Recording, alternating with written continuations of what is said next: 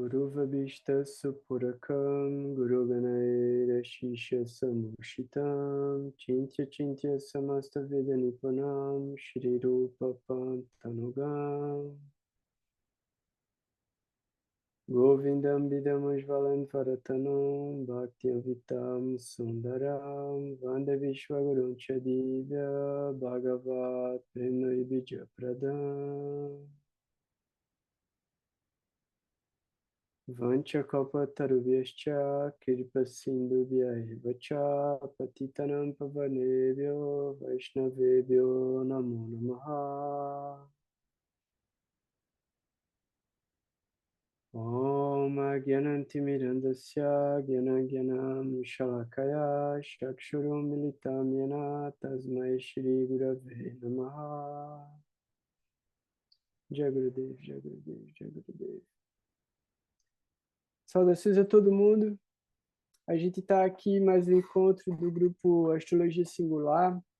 A gente já faz esse estudo já tem um tempo e em várias circunstâncias, inclusive a gente trouxe diferentes técnicas de interpretação.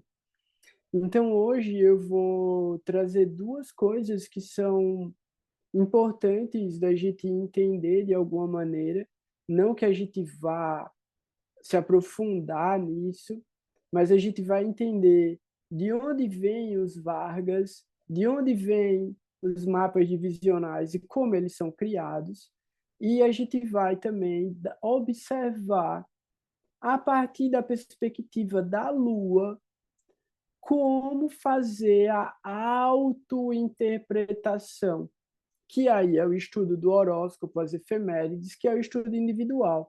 E qual a diferença entre a forma como o astrólogo observa e lê o mapa do indivíduo, explica para o indivíduo como é o mapa, e a forma com que o indivíduo estuda a si mesmo. E aí isso é bem legal, isso é bem interessante da gente perceber que é uma nuance, mas é uma nuance circunstancial. Então, eu agradeço demais a presença de todo mundo que está online, é assim, fantástico. Cada instante que a gente tem antes de colocar para gravar, porque a gente também traz vários momentos de reflexão, coisas que não estão nas escrituras, aprofunda, né, em algumas perguntas. A gente faz o estudo das efemérides também, que eu não estou colocando online por causa do déficit de tempo que eu tenho de colocar as coisas na internet. Quando eu colocar a efeméride online, ela passou já. Então, parece que eu só soltei porque eu acertei e não tem nada a ver com isso. Então, a gente guarda as efemérides para a gente e, de certa forma, a gente debate como observar as efemérides no nosso próprio mapa. Eu vou trazer uma maneira da gente fazer isso e, na medida também de quem estiver assistindo o vídeo pelo YouTube quiser fazer perguntas, escreve nos comentários e eu trago as respostas assim que eu ver a pergunta lá. Na outra semana eu trago o desenvolvimento da resposta no grupo. Então, quem quiser também dá um like, bota para seguir, encaminha o vídeo para os amiguinhos que quiserem estudar a astrologia védica e a filosofia védica. Então é o seguinte, primeiro, surgiu uma questão sobre como a gente deve observar o Navamsha. E existe uma certa observação de vários astrólogos de não levar em consideração as casas do Navamsha. Por que que isso acontece? Pela margem de erro do horário do nascimento. O cara, não entendi. Estamos aqui hoje para entender. O que é que acontece? A gente precisa considerar matematicamente o estudo da astrologia. para poder entender os mapas divisionais. Por quê? Porque eles são literalmente o resultado matemático da divisão de 360 graus. Literalmente, os Vargas são divisões matemáticas dos graus da circunferência zodiacal. Como é que a gente entende isso? A primeira divisão são os 12 signos, cada signo com 30 graus. Isso reflete o céu real? Não, porque as constelações não têm 30 graus. Então, a gente está considerando que dentro daquele espaço de 30 graus tem uma constelação. Beleza, tem. Câncer está dentro de Câncer? Tá. Leão está dentro de Leão? Tá. Escorpião está dentro de Escorpião? Tá. Mas às vezes sobra espaço e às vezes ele está na anterior e na posterior também. Então, o que a gente considera é uma divisão matemática para entender o quê? As 12 áreas da vida. E entendendo essas 12 áreas da vida, a gente vai saber que dentro daquela determinada área da vida existe uma decoração, existe um clima, existe uma cenografia, que é o signo. Essa cenografia, ela vai ter temperaturas diferentes, que podem ser representadas pelos elementos. Então, vai ter fogo, vai ter água, vai ter terra, vai ter ar. E aí a gente tem os personagens, a gente tem os atores, a gente tem os agitadores do ambiente, os grahas, os corpos celestes, os planetas, ocupando essas diferentes áreas, esses diferentes ambientes da vida da gente. Beleza. E aí tem uma coisa que eu já vou pular para voltar. No mapa natal, eles estão posicionados num determinado lugar. Porque você nasceu e aquilo ficou impresso em você como um karma. É o roteiro da sua vida. Beleza. Mas os planetas pararam porque você nasceu? Não. Então, no instante seguinte, as coisas já estavam acontecendo. Os planetas já estavam dando efeito na sua vida, na segunda respiração. Você respirou a primeira e o karma entrou antes. Eu estava explicando isso ontem no mapa para um maluco. Falei, brother, você sabe por que você chorou quando você nasceu? Aí o cara, não. Eu disse, porque o karma entrou antes. Aí você chorou. Porque para você ter o fôlego para chorar, para você dar o grito, o ar entrou primeiro. O prana entra. Quando o prana entra e o seu pulmão enche, você vai cair de novo. Tô aqui de novo, velho. Aí começa a choradeira. Começa aí. A choradeira já começa aí. Na hora que entra a mensagem, você já desistiu do jogo, velho. Você vai, não quero, não. Me leve daqui, for Christ, assim, não tô interessado mais nessa vida. Mas beleza, na segunda respiração você esqueceu já. E quanto mais respirações você dá, mais você se identifica com o corpo. Então a gente entende que os sistemas cognitivos, eles são instalados de acordo com a relação que essa consciência desenvolve através da mente com os órgãos dos sentidos e com o meio ambiente que está ao redor dela. Então, assim, na medida que você se relaciona com a existência, você esquece de si mesmo, você esquece da sua real e verdadeira identidade. Beleza. Então, isso quer dizer o quê? A partir da segunda respiração, Os planetas já se moveram e a sua vida já está trazendo os resultados do posicionamento deles, velho. Seu karma, ó, começou a rodar, já está valendo, o ponteiro está rodando. Então, assim, o que é que eu quero dizer com isso? O mapa natal é você ali e a impressão gráfica de uma energia sobre, acima, condicionando uma consciência através do próprio karma.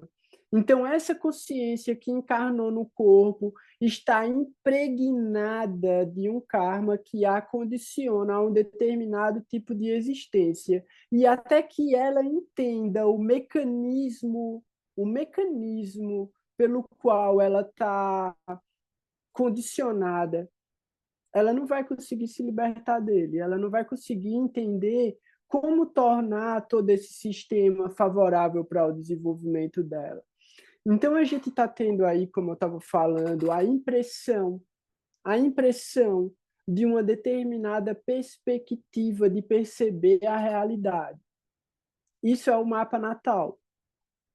Então, quando você olha para o mapa natal, você está vendo o personagem. Tem um personagem ali.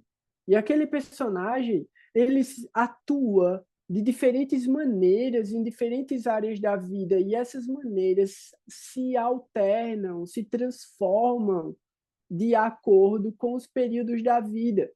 Vinchontari.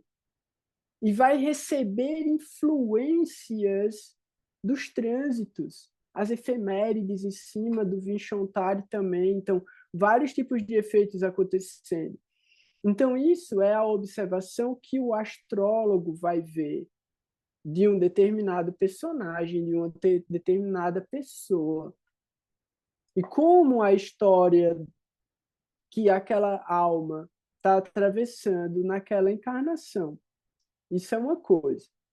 Beleza. E aí, daqui a pouco eu vou continuar a partir daí. Vou voltar agora para a ideia de quê? Do posicionamento desses corpos celestes nos signos. E aí a gente vai dividir de novo. Porque se a gente dividir o 360 em 12, que são os 12 signos, a gente vai dividir esses 360 de novo em 27, que são as 27 nakshatras. E aí cada uma das nakshatras traz um efeito específico de uma determinada área do céu, que pode estar entre dois signos. E isso vai trazer características específicas. E vai trazer características específicas também se ele tiver completamente localizado dentro de um signo. Então, as nakshatras, elas têm comportamentos, características que são independentes e que geram efeitos específicos da relação delas com determinados planetas também. E com determinadas áreas da vida também, com determinadas casas também. Mas o que eu quero chegar é cada nakshatra está dividida em 4 partes. Então, cada nakshatra está dividida em 4 padas. O que é que isso significa? Você pega os 360 graus de novo e divide em 108 partes. Cada parte dessa, agora a gente entra nos Vargas. Cada parte dessa representa um signo no Navamsha. Eu vou pegar o desenhozinho aqui que eu já passei para vocês algumas vezes. Que é o seguinte.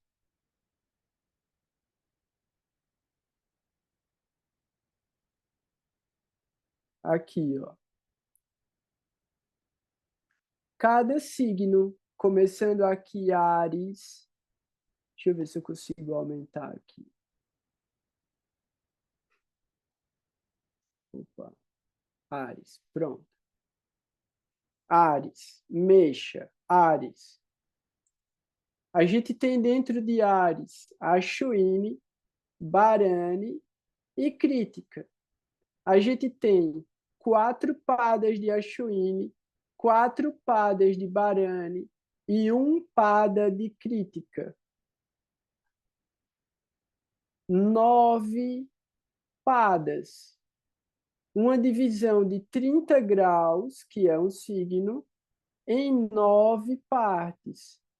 Isso gera o Navamsha. O Navamsha é a 9ª divisão de um signo. Então, quando você divide um signo em 9 partes, você gera o Navamsha. E aí aqui você vai ver a sequência. Marte significa Ares. Quer dizer que esse pada é Vargotama. Um planeta que estiver no primeiro pada de Ashwini vai para Ares no Navamsha. Um planeta que tiver no segundo pada de Ashwini vai para Touro no Navamsha. O que tiver no terceiro pada de Ashwini vai para Gêmeos no Navamsha. No quarto pada de Ashwini vai para Câncer. No primeiro pada de Bharani vai para Leão. No segundo pada de Bharani vai para Virgem. No terceiro pada de Bharani vai para Libra. No quarto pada de Bharani vai para Escorpião. E no primeiro pada de Kritika vai para Sagitário. Pronto. Isso é o Navamsha. O Navamsha vem daí. E aí você vai girando, ó, e você vai vendo a divisão de todos os signos, completando os 360 graus e 108 padas. O que é que acontece nesses 108 padas? 9 ciclos de 12 signos. O que é que isso significa? A cada 3 ciclos de 12 signos, você tem um ciclo de evolução da alma.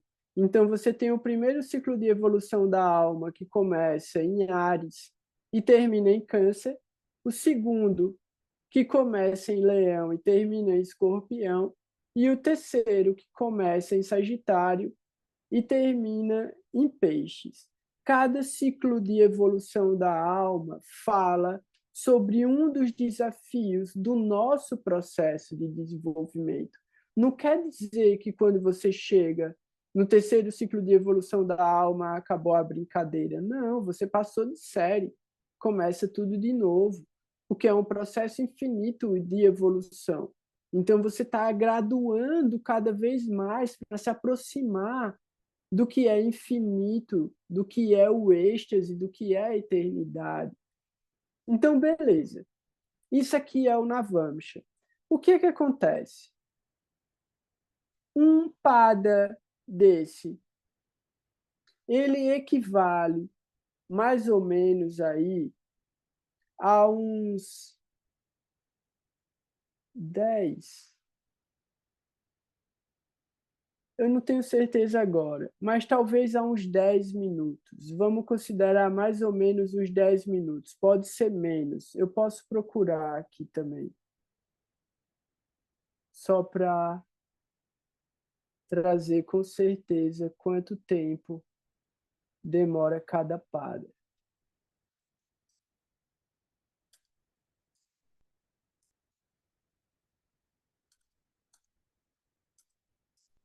Para o ascendente, tu quer dizer? Isso. Putz, não vai dar. Ah, pronto. 6 minutos. 6 minutos. E é aquele tempo, né? Oi? É aquele tempo do Shakuna. Do Shakuna, pode crer. Então, 6 minutos. A cada 6 minutos muda o pada do ascendente. Isso quer dizer que a cada 6 minutos muda o signo do ascendente do Navamsha. Então, pode ser, e aí é onde está a grande questão. Às vezes, 30 segundos, 1 minuto faz diferença. porque pode estar no comecinho ou no final desses 6 minutos que gera o pada. Às vezes, 5 minutos, o ascendente do Navamsha continua o mesmo. Você bota 5 minutos para cima, 5 minutos para baixo, o ascendente do Navamsha continua o mesmo. Então, assim, se você tem certeza absoluta daquele tempo, daquela marcação ali de minutos do horário do nascimento, você pode querer considerar as casas do Navamsha. Mas aonde é que a coisa começa a ficar complicada? Quando você começa a entender a divisão dos outros mapas divisionais. Porque se você for olhar para o Dashamsha, você divide 30 graus em 10 partes. Você já diminui a quantidade de minutos de variação do ascendente do Dashamsha. Quando você vai para o Shastashamsha, que é o D60, você divide 30 graus em 60 partes. Segundos, estilo 30 segundos, já muda o ascendente do Shastashamsha. Então, não tem lógica você querer olhar para esses mapas divisionais pelas casas. Então, o que é que está nas escrituras? Os Vargotamas se referem a signos, porque a gente não vai olhar na Nakshatra divisional. Não tem lógica. E aí alguém vai olhar os mapas divisionais e vai dizer, pô, mas eu olhei o Drekana, Irahu e Ketu estão no mesmo signo. Véi, porque você pega um signo de 30 graus e você divide ele em duas partes. Então, se Ketu está com 22 graus, Rahu está com 22 graus. Eles vão cair no mesmo signo, no Drekana. Então, você vai ver o Drekana, só tem 2 signos ocupados. E, geralmente, ou é a casa 12 e a casa 1, ou é a casa 1 e a casa 2, porque o Drekana só está considerando isso. E aí você vai ver todos os mapas divisionais, ele está trazendo esse tipo de divisão, que é uma divisão matemática. Então, a gente não vai considerar as casas nessa divisão matemática. Por quê? Por falta da precisão do horário de nascimento. Então, os Vargotamas se referem ao posicionamento de planetas nos signos. A gente pode olhar para as casas se quiser? Pode. Pode interpretar a partir delas? Pode. Pode dar resultados? Pode. Mas isso inclui uma série de outros fatores. Fala aí, Renata. Então, quando a gente soma Vargotama em vários divisionais e numa casa onde o planeta já é forte, isso significaria tipo uma bênção, assim, no sentido de que as energias daquele planeta são bem utilizadas pela pessoa, no sentido de mérito espiritual ou bons karmas. O que que seria exatamente assim essa questão? Então, o que está nas escrituras sobre Vargotama é confirmação. O que é a confirmação? Você olha no mapa natal e aí você tem dúvida se uma coisa é ou não é. Aí você vai nos divisionais. Se tiver Vargotama, os divisionais que carregarem esse Vargotama, o significado desse Vargotama influencia o efeito no mapa natal. Então, se o Vargotama é com o Navamsha, pode ter alguma relação com mérito espiritual ou com alguma bênção. Se tem relação com o Dashamsha, pode falar sobre a missão da vida da pessoa. Se tem uma relação com... E aí você vai ver o significado do divisional e ver se isso realmente manifesta de alguma maneira.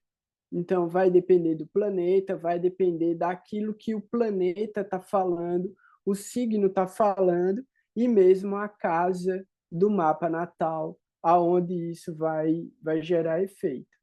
Então, é uma Então, série de coisas que precisa ser avaliado. Porque eu tenho Vargotama de um planeta em vários mapas divisionais, aí eu faço essa confirmação de acordo com a proposta do planeta dentro daquele tema trazido pelo mapa divisional?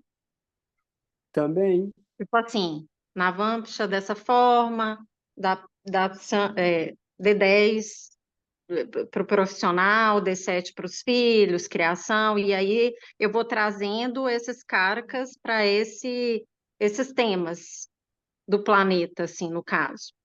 Como essas energias dos divisionais influenciam a manifestação da energia desse planeta no mapa natal. Então, quer dizer que a força desse planeta no mapa natal recebe influência desses divisionais na mesma qualidade. Qualidade por quê? Porque é o mesmo signo. Então, ele não muda, vamos colocar, só para pensar de uma maneira prática, objetiva, trazendo elementos. Se é fogo, é fogo. Se é água, é água. Se é ar, é ar. Se é terra, é terra. Se é tipo primeiro nível, segundo nível, terceiro nível, você vai entender justamente pelos ciclos de evolução da alma. Então, se é de Áries a Câncer, fala sobre um determinado estágio. Se é de Leão para Escorpião, um determinado estágio. Se é de Sagitário para Peixes, um outro determinado estágio. Entendendo que pode ser positivo e pode ser negativo. Depende da maneira como a pessoa aprendeu a usar aquela energia. É exatamente isso.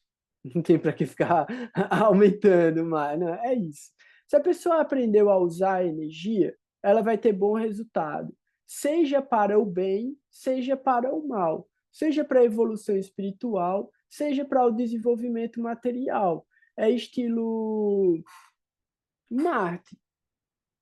Marte pode dar para você muita força, muita energia, muita coragem para se tornar uma pessoa extremamente poderosa no mundo material. E Marte pode dar para você também a mesma coragem, a mesma determinação, a mesma tipo força e energia para evoluir espiritualmente, para se sacrificar em nome das outras pessoas, para buscar pelo conhecimento, para ser uma pessoa boa, para proteger as pessoas que estão em situação de vulnerabilidade. Então, assim, tudo depende da maneira como cada um vai usar a energia. A gente tem Então, que ter consciência disso. então, eu acho que clareou, mas só assim, pegando um exemplo mais real também, outro. É Vênus. Aí você traz ele em Vargotama para o Navamsha, e aí você confirma que é mérito espiritual. Aí você traz ele para o D10, aí você confirma que tipo assim, é como se essas confirmações em vários mapas trouxessem essas polaridades, tipo, tanto da devoção quanto do materialismo de Vênus, vamos dizer assim. E aí, quando você joga para o mapa natal, você vê que ele está num processo purificatório. Beleza? Não, você entendeu onde que eu estou chegando? Eu Ele entendi. traz. Hã? Ô, Renata, olha assim, no mapa natal, tá? Qual casa? Qual casa que esse Casa planeta 4. Casa 4 e Libra. E se repete quatro, em vários mapas. casa 4 ele tem tá em Digbala também, então tu vai analisando, tem alguém olhando para ele, esse olhar é estreito, Mas ele tudo. tá Mas com se esse Saturno. Vargotama tá numa casa favorável, já tem uma indicação, né? Uhum. De uma bênção, né? Lembrando que aquilo que o Gora falou, lembra? Como é que tu disse, Gora? Que é uma afirmação, né, de alguma coisa, sabe? Tipo, é aquilo, mais Sim, aquilo.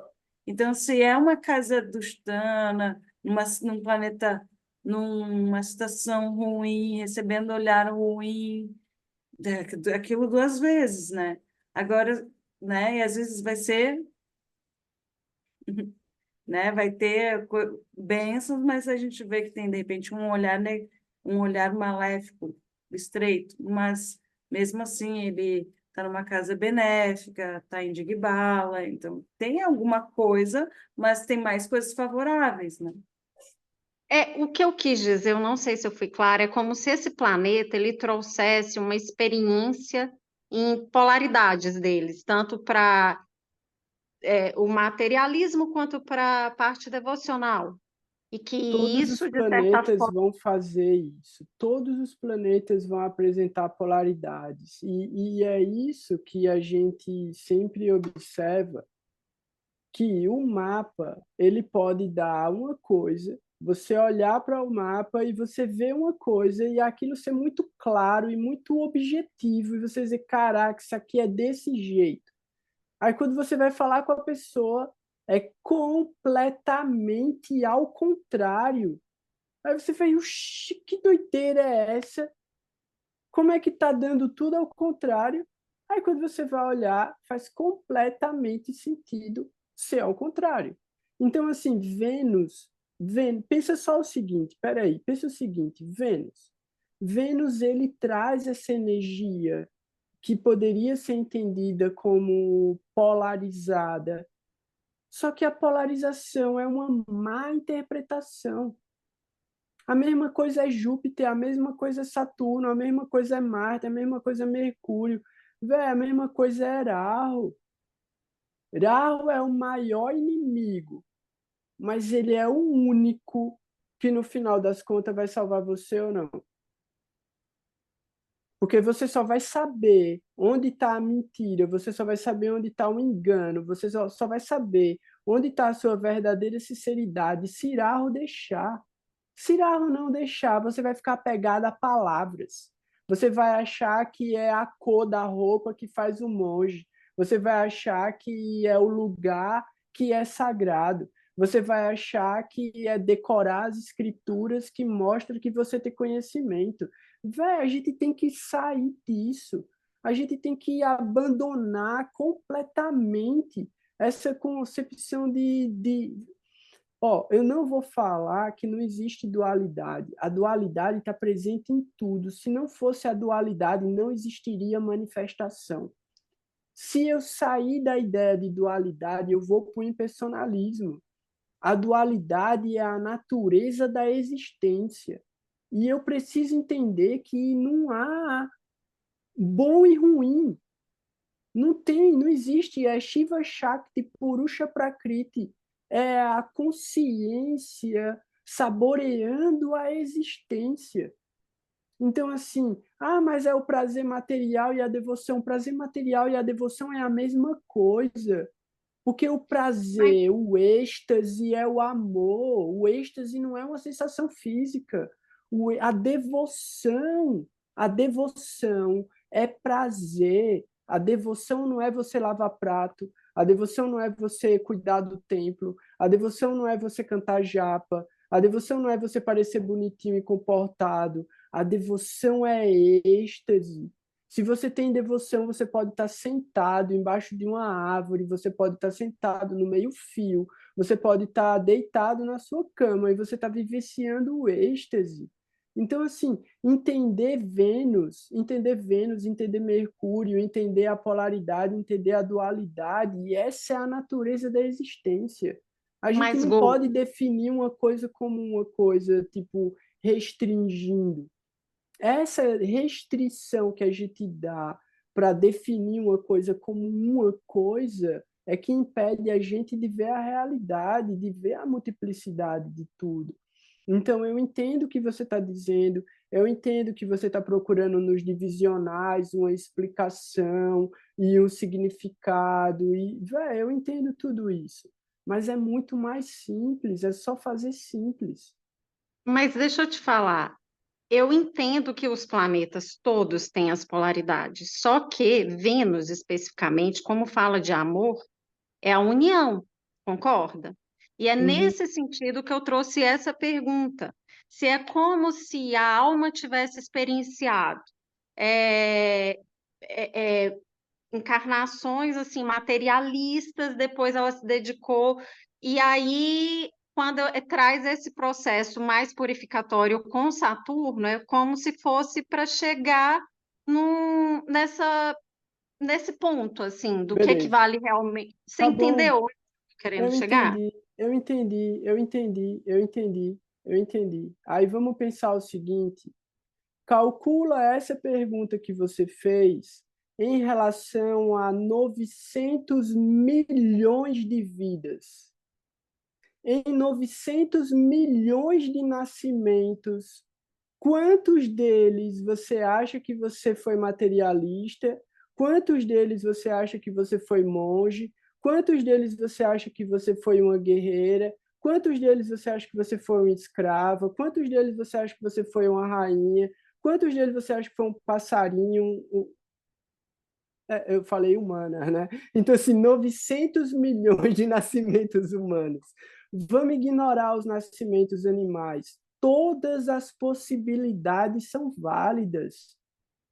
É isso que eu estou dizendo. O mapa, por mais que ele tenha camadas, por mais que ele traga uma quantidade impressionante de informação sobre a gente, sobre o nosso karma, com mapas divisionais, essas paradas todas, velho, isso não é o Mas post-it, não é o post-it do karma da gente, não, pô. Não é eu o entendi o post-it, que a gente não. Fala. eu entendi o que você falou, mas eu estou te falando no sentido mais de aliviar a questão de Vênus estar em Libra, que é muito focado também, pelo menos eu avalio assim, mais no materialismo, Olha entende? só, posso falar agora, então. Vênus, eu estou aqui com o teu mapa. Ó. Vênus, olha o lugar que ele está estratégico para os processos de cura. Chitra, com Saturno, que fala muito sobre o trabalho. E aí entra aquilo que o Gora falou, sabe? Tipo, é o amor, é a devoção. Tem uma habilidade, né? Mate na casa 3 com as mãos, né? E pode usar isso como ferramenta de devoção mesmo, na hora de trabalhar. Não está separado, né? Que claro que isso vai trazer um resultado financeiro e, teoricamente, isso é material, né? Quer dizer, mais que teoricamente, é material, né? Mas isso daí tu financiar a escola dos teus filhos, a alimentação, a tua própria alimentação, né? Então, é isso, entendeu? E eu acho que um pouco dessa coisa do livre-arbítrio está em ver isso, assim, né? A gente pode ter uma visão bifurcada sobre o material e o espiritual agir separadamente, mas a gente pode ver junto também, sabe? Daí eu acho que fala dessa lua aí, ó, Vishaka, né? De unir esses, de conectar essas duas coisas que parecem polaridades, sabe? É bem bonita essa posição, bem bonito, não? Tá em Digbala, tá digno, tá em Vargotana, Não, tá em então, mas está respondido, é porque assim, eu já achei muito ruim, já achei muito bom, e eu tô tendo mais clareza desse, por isso que eu tô trocando essas questões aí, Sim, que sim. tem a ver com os outros mapas também, entende? Sim, o Shane ali, ele às vezes pode trazer um desafio de a gente. Tem um gatinho aqui que eu falo assim: admite que tu gosta de carinho, sabe? Às vezes a gente não quer admitir as bênçãos também, sabe? E eu sei como é que é isso, porque o Karma e o Dharma tá junto ali, né? Mas é uma bênção isso. É Dharma, Karma de Pati Dosha?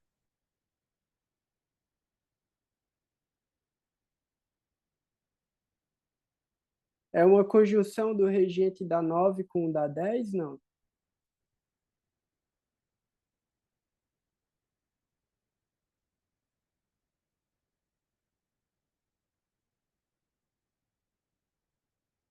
Acho que não. Porque se é Libra da Áries, dá não. Não, Teria na que ser, verdade, inclusive teria que ser Saturno é regente da Marte, Adustana, sim. que É, atrapalha, né? mas aí entende uma Dustana como uma casa que pode ser uma casa de proteção, não só uma casa de malefício. Então, o planeta é regente de uma Dustana, se ele estiver dando resultado positivo, ele protege você dos efeitos que a casa maléfica poderia dar. mas isso também se você estiver trabalhando positivamente a energia daquele planeta. Então, tá entendido mais ou menos, pelo menos a ideia da divisão dos mapas divisionais e por que a gente não considera completamente as casas dos mapas divisionais, que é uma questão matemática, a gente considera os signos. E aí, por que a gente considera os signos? Porque a velocidade de um signo, a velocidade de um planeta dentro de um signo, ela é lenta em relação a essa velocidade de movimento da Terra. Então, esses 6 minutos que demora para mudar um pada, se você considera a velocidade da Lua para mudar, para se mover, vão ser muito mais minutos, para você ter uma diferença de signo no mapa divisional, por exemplo. Então, só se a diferença da hora do nascimento for muito grande. A pessoa disser, eu acho que eu nasci às 3 horas da tarde. E aí ela pode ter nascido entre 2 e 4. Aí você pode ter alguma diferença do posicionamento da Lua, que é o mais veloz desses corpos celestes que a gente considera. Então, isso geraria uma diferença da Lua em algum mapa divisional. Em outras circunstâncias, é muito difícil que, por causa de alguns minutos, um determinado planeta vá parar num signo diferente no mapa divisional. Isso é uma coisa. Então, que fique claro, a gente considera os planetas nos signos, nos mapas divisionais, não necessariamente as casas dos mapas divisionais. Então, a gente olha os Vargotamas como a relação do planeta com o signo. Beleza. Agora, indo para o outro assunto que eu estava falando e eu pausei, voltei para os Vargas para dar profundidade no posicionamento dos planetas para poder falar sobre os mapas divisionais, a gente volta para a ideia do mapa natal e o que significa o posicionamento desses planetas no mapa natal. O astrólogo, como a gente estava fazendo exatamente agora, como a Ana trouxe com especificidade em relação ao mapa da Renata, os resultados de determinados planetas num determinado signo, o que é que a gente vai observar? Quem está olhando o mapa do outro vai trazer algumas informações genéricas, vai tentar contar uma história, vai trazer as energias arquetípicas, vai conectar uma informação de um planeta com uma informação de outro planeta, com a nakshatra, com a área da vida, com um determinado período da vida, com um fenômeno, procurar determinados resultados e trazer uma narrativa para fazer com que aquela pessoa entenda o personagem que ela está vivendo, porque ela está vivendo um personagem. Então, a gente é um personagem. A gente é um ator. A consciência está atuando esse personagem durante a vida da gente. Quando a gente entende isso, a gente se desloca um pouco e a gente observa o contexto. E aí essa é outra perspectiva. É a perspectiva de você que está ouvindo sobre você mesmo se olhar. E quando você se olha a partir de um filtro, porque você não consegue arrancar quem você é para ver você mesmo. O que é que eu quero dizer com isso? Você tem uma bagagem para avaliar quem você é. Da mesma maneira que a gente carrega uma bagagem emocional e cultural para avaliar o mundo. Então, quando a gente olha para a gente mesmo, ainda assim a gente está usando a nossa experiência para avaliar a gente. E qual é essa perspectiva? Qual é esse filtro? A Lua. A Lua. Por quê? Porque a gente não sai da mente. Foi mal, galera. A gente não sai da mente. Não sai. Em uma respiração ou durante o tempo de um espirro, alguém tem inteligência. E é essa inteligência que dura o tempo de um espirro que dá saltos ontológicos na civilização. Então, os grandes sábios, os grandes cientistas, os grandes descobridores do conhecimento cósmico, eles têm insights. Eles passam anos, vidas, fazendo austeridades, estudando, tentando entender alguma coisa, para no insight a realização aparecer. E ele passar o resto da vida dele desenvolvendo aquele insight e distribuindo aquele insight para transformar o mundo. Então, assim, foi mal, a gente está na mente. E a mente é o caos. A mente é alucinada, completamente descontrolada e absurda. Absurda. A mente, a maior parte do tempo, é ridícula. Porque as coisas que a mente olha, as coisas que a mente se apega, as coisas que a mente deseja são desprezíveis, são temporárias e são miseráveis. Então, tudo o que a gente precisa fazer é aprender a dominar a mente, subjugar a mente. Esse é o papel do conhecimento, esse é o papel da inteligência. Porque se você deixar, a mente joga você dentro de um abismo, a mente joga você dentro da degradação, a mente destrói todo o propósito da alma. Então, se a gente não entender isso, a gente vai ficar como o hamster dentro da gaiola, fazendo exercício e achando que está rodando o mundo, porque tem uma tela na frente dele, passando Netflix. E ele vai ficar lá. E vai ter o suquinho de laranja, vai ter o biscoitinho, vai ter a pipoquinha e vai ter uma companheira para ele ali em algum momento, e ele vai ter uma diversão também, mas ele está numa gaiola. Essa é a mente. Então, assim, se a gente não entender qual é o propósito do nascimento, a gente vai continuar saindo de uma gaiola para outra.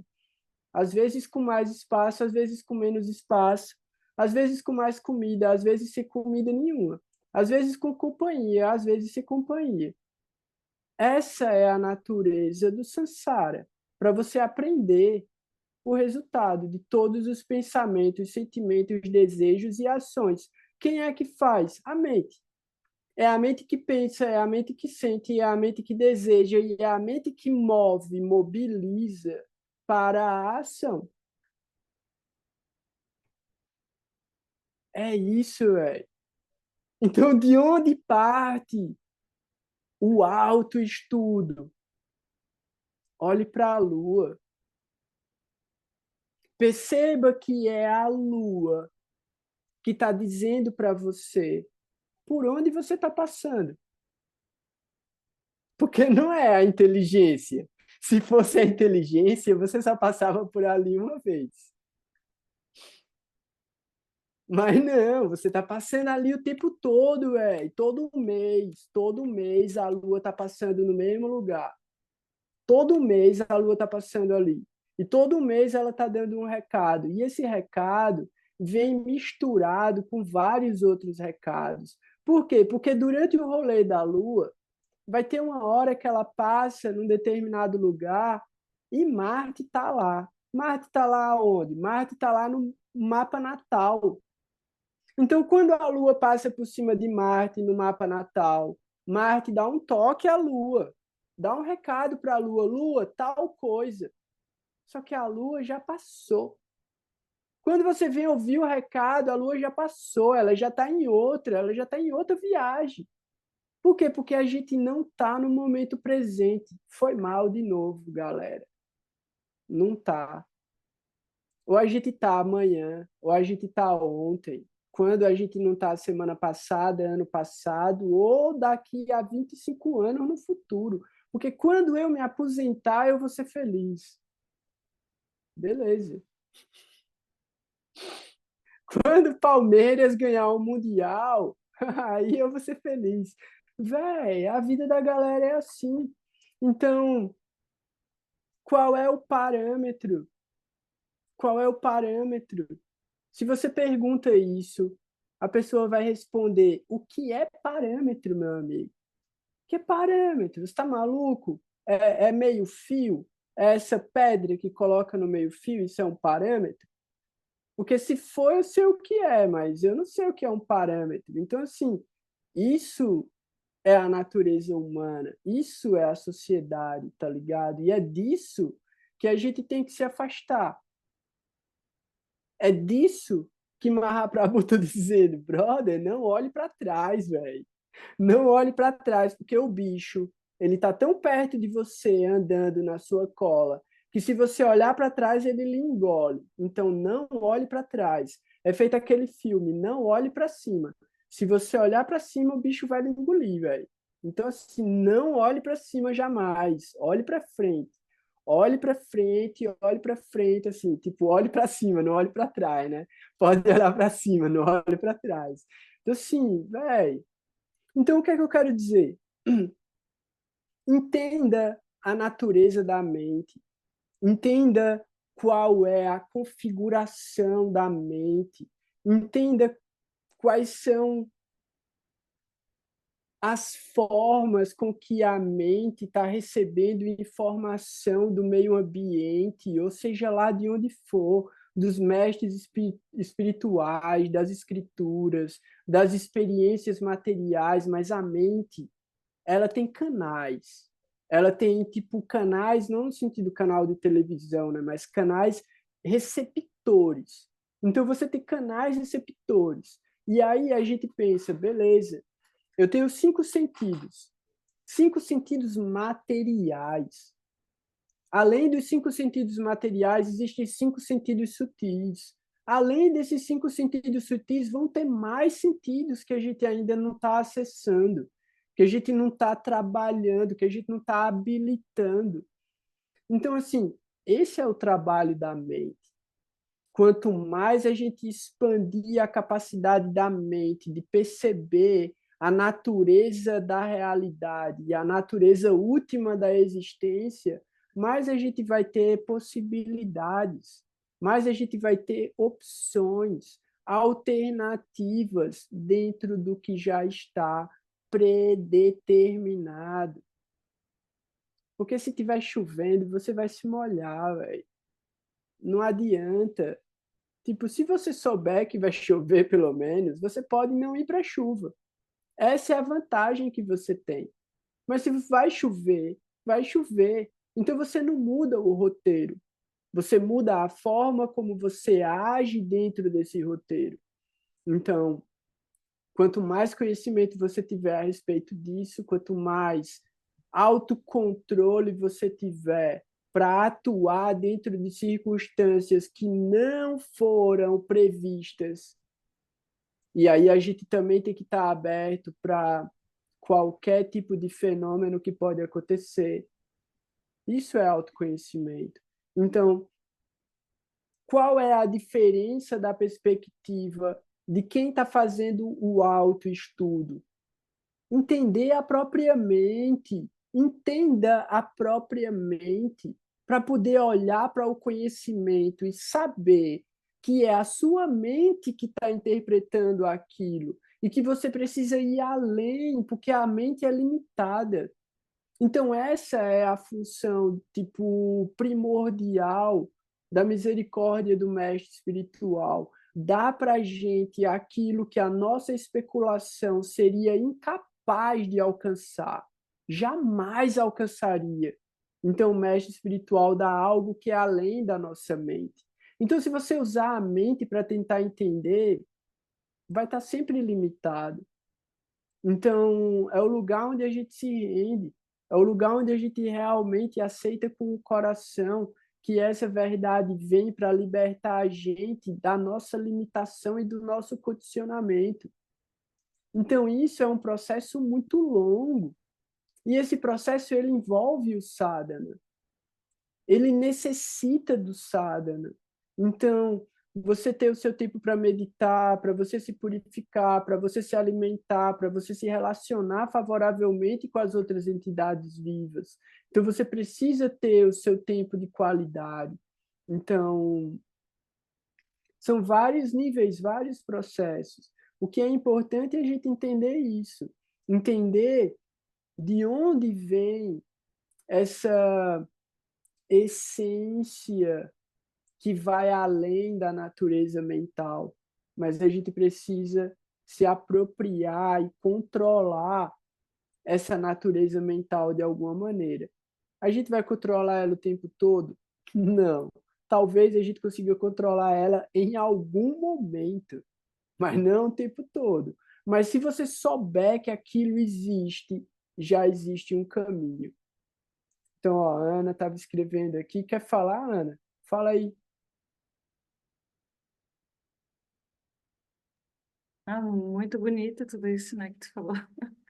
Eu lembrei dos pontos positivos do Ngandanta, né? De fazer uma travessia, dar um salto, né? Se desapegar do... Muito É mais. isso. É isso, é exatamente isso, que era o que a gente estava falando, né? Sair da infância espiritual, parar de olhar para trás, tá ligado? Aceitar que, velho, se eu tiver que ser uma criança, eu vou ser uma criança que não sabe de nada, mas pelo menos eu saí de um lugar que é um lugar de ignorância, sofrimento e miséria, tá ligado? Então a gente tem que aceitar ir para o desconhecido, a gente tem que aceitar ir para um lugar de vulnerabilidade, a gente tem que aceitar tudo o que a gente carrega para poder transformar o que a gente carrega de alguma maneira.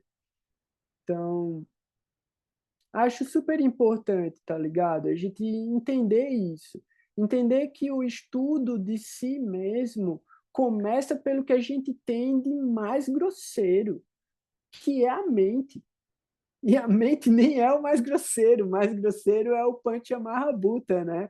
São os 5 elementos materiais que são grosseiros. A mente deveria ser sutil, mas o que é grosseiro na mente é o desejo de se apropriar do que é grosseiro. Isso é mais do que é ser grosseiro, tá ligado? Você querer se apropriar do grosseiro é muita ignorância, é muita, tipo, limitação mental. Então, parte daí, né? Entenda a natureza da mente. E o Bhagavad Gita é literalmente isso. Krishna ensinando o Arjuna a controlar a mente. Tipo, Arjuna, velho, na moral, eu vou ilustrar para você. Imagine os cavalos, imagine a carruagem, imagine, tipo, seus amigos em uma guerra. Tipo, brother, eu vou desenhar para você, né? É isso, é isso. Então, pô, vamos aceitar a grande bênção do conhecimento transcendental e deixar ele fazer efeito, né? Deixar ele trabalhar. A André me mandou uma mensagem ontem, esses dias, e aí falando assim, caraca, como as coisas acontecendo rápido assim, tipo, eu imaginando uma coisa, pensando que seria bom, de repente, aconteceu. Eu falei, velho, é por aí. Quando você menos esperar, o negócio já aconteceu, já passou e você nem viu, porque você estava tão focado na consciência e na verdade que a transitoriedade e a transformação nem agitou sua mente. Você só atravessou a parada, tá ligado? E isso é o conhecimento do Bhagavad Gita. Ó, Arjuna, não se abale, nem na fama, nem na infâmia, nem na tristeza, nem na alegria, nem no prazer e nem na dor. Siga o seu caminho, siga o seu caminho, cumpra com o seu dever, lute por lutar. É isso, tá ligado? Então, eu achei uma parada muito legal, vou compartilhar ela no grupo, o livro todo, mas eu vou ler só essa parte, porque eu acho que aqui é lindo. O livro se chama A Religião do Coração, e ele é um livro que foi escrito através de gravações de aulas de Gurudev. E aí, assim, o começo é lindo, tem uma poesia que ele escreveu para Srila Sridhara Maharaj, que é uma poesia fantástica, fantástica, linda, mas é muito pesada, eu não vou ler ela aqui, eu vou deixar para cada um ler quando quiser. Eu vou ler aqui a parte que ele fala sobre... Ele vai trazer aqui, ó, a concepção perfeita da consciência de Krishna na página 39, mas o que eu quero ler aqui é o seguinte. Na página 43, eu vou jogar aqui na tela.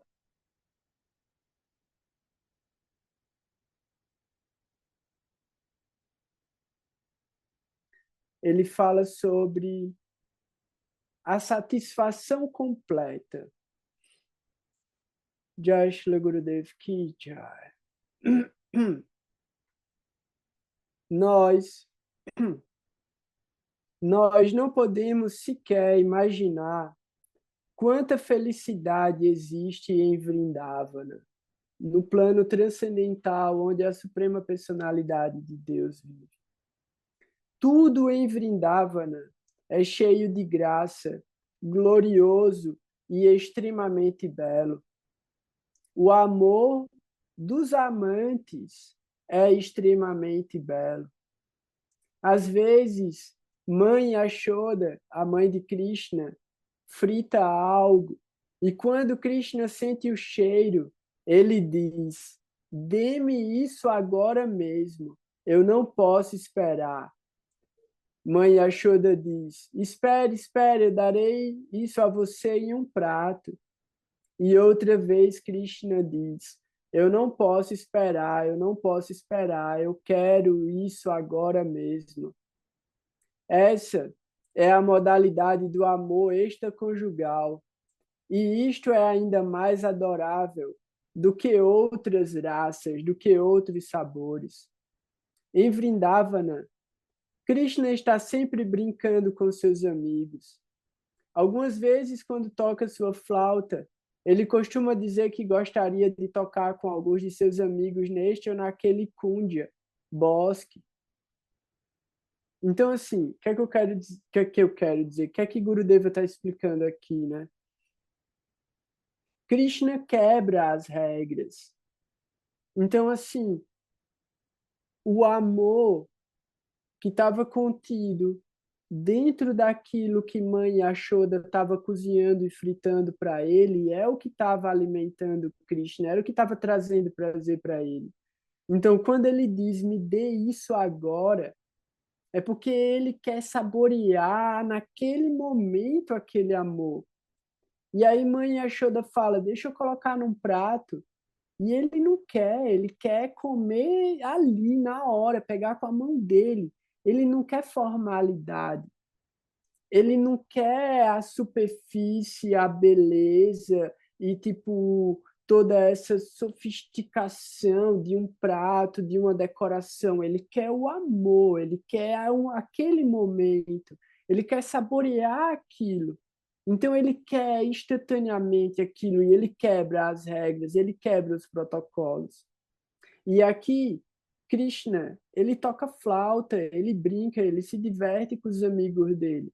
Então, ele convida os amigos dele para ir para um determinado lugar, brincar, tocar flauta, tocar, cantar e dançar. E aí continua. Em certos momentos, ele leva as mãos aos cabelos e as garotas pensam que isso é um sinal de que ele brincará com elas no Keshikunda, que é um lago. Keshi significa cabelo. Dessa maneira, as meninas começam a pensar em arrumar as coisas para brincar. O Senhor Brahma descreveu a morada de Krishna nas orações do Brahma Samhita, e Sri Chaitanya Mahaprabhu ofereceu a essência dessa concepção em um sloka composto por Srila Vishwanath Chakravarti Thakur.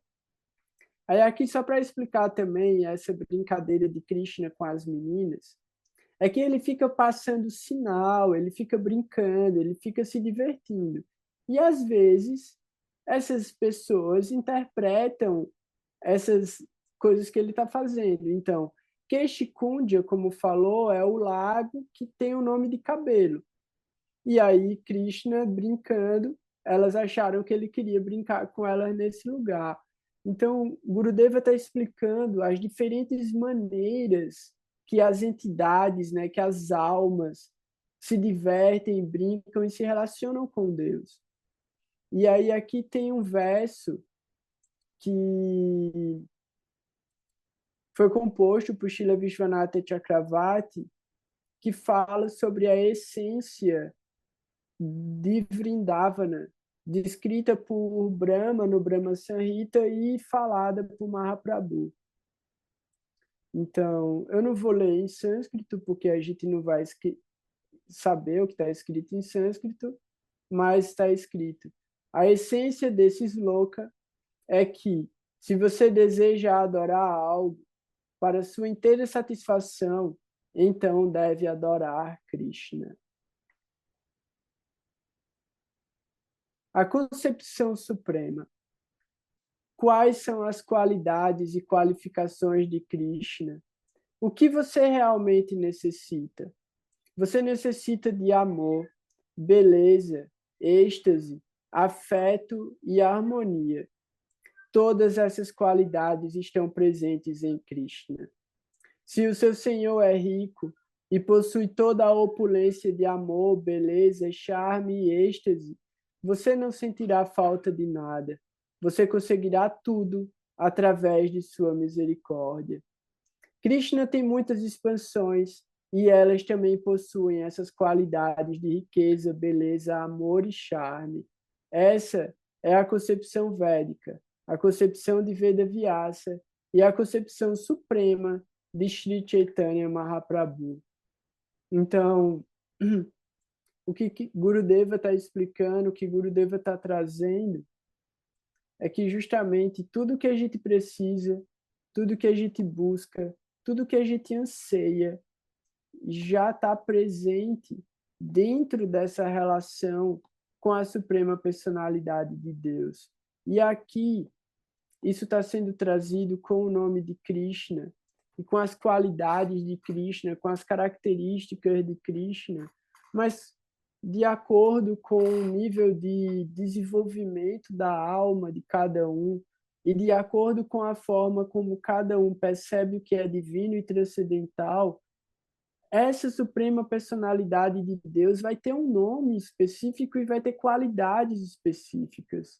Então, é muito importante a gente trazer esse conhecimento da forma fidedigna e original como ela foi transmitida por Gurudeva, mas a gente também ter total consciência de que todas as pessoas estão praticando o seu serviço devocional e a sua prática, o seu sadhana, de alguma maneira. Então, a gente oferece respeito a todas as expressões possíveis de amor, sem julgamento, porque Deus está presente em tudo. Não é a gente que vai dizer o que é e o que não é uma expressão de Deus. Então, esse é um dos traços mais importantes do processo de desenvolvimento fidedigno, trazendo humildade, tolerância e respeito para a nossa prática. Então, a individualidade, o processo voluntário e o amor também precisam ser humildes, tolerantes e respeitosos. Então, a gente precisa ter esses pilares que sustentam a nossa devoção. Então, são parâmetros, né? E os parâmetros que foram oferecidos pelas grandes almas que ensinaram através do exemplo. Então, sempre extremamente importante a gente oferecer todos os méritos e todas as glórias de qualquer benefício que a gente obtém da nossa associação e desse conhecimento para os mestres espirituais. Porque se não fosse por eles, a gente não ia estar aqui, nada disso ia existir. Então, agradeço demais a vocês pela oportunidade de abrir esse espaço, de trazer esse conhecimento, de compartilhar com vocês essa experiência que eu tive da associação com essas grandes almas que eu conheci e que vocês representam, porque vocês me dão a oportunidade de trazer isso. Então, o meu mestre espiritual e todos os mestres espirituais estão presentes em você e estão presentes o tempo todo. Que a gente tenha a capacidade de observar isso na vida da gente. Que aí o tempo todo a gente vai estar vendo os sinais, os chakunas da presença e da ação divina como bênção e misericórdia, guiando a gente no caminho da evolução. Isso é o que eu recebo como bênção a cada instante que eu fico próximo dos meus mestres, e é o que eu desejo para cada um que está aqui, para cada um que busca por esse conhecimento também. Então, um grande abraço, fiquem bem, um bom resto de semana e todos os próximos dias. Logo mais a gente se encontra de novo. Legal interagir, muito legal estudar, muito legal buscar pela verdade profunda sobre si mesmo. Então, agradeço a interação de todo mundo, agradeço que a gente consegue sempre desenvolver tanta profundidade e buscar por essa verdade que pode transformar a vida da gente. Um grande abraço. Vancha kalpa tarubhyascha kirpa sindhubhya eva cha patitanam pavanebhyo vaishnavebhyo namo namaha. Om Gyanantimirandasya Gyanagyanam Shalakaya Chakshurum Militam Yena Tasmai Shri Gurave Namaha. Jai Gurudev, Jai Gurudev, Jai Gurudev, Jai Gurudev. Fiquem bem, galera. Até mais. É nóis. Tamo junto. Hare Krishna.